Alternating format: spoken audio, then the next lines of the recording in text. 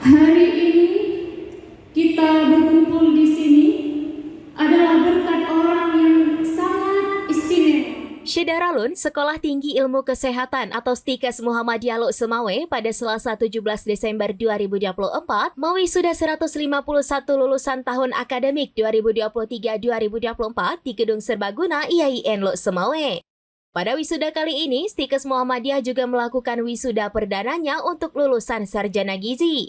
Di mana untuk angkatan pertama ini ada 8 sarjana gizi yang diwisuda, salah satunya Fitria Aryani yang merupakan lulusan terbaik.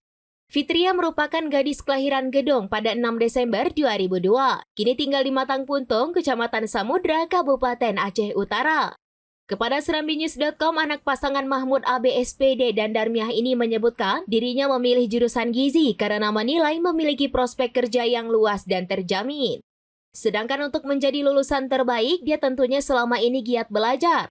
Sementara itu, Ketua STIKES Muhammadiyah Lok Semawe, Ners Mursal Eskep Mkep menyebutkan, mahasiswa yang diwisuda kali ini merupakan lulusan D3 Keperawatan, S1 Gizi, S1 Keperawatan, dan Profesi Ners.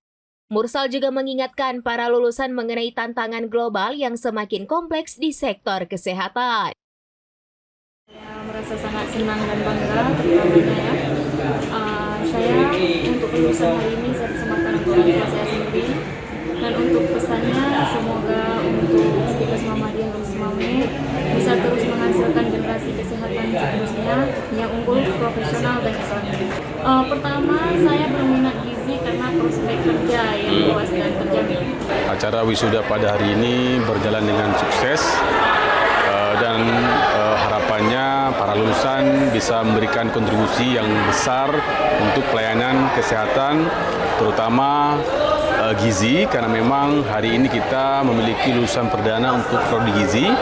Dan ini mungkin mereka itu bisa menggunakan keahlian mereka untuk membantu pemerintah dalam rangka mengurangi angka stunting dan juga ikut berperan aktif dalam kebijakan pemerintah dalam pemberian makanan gizi gratis.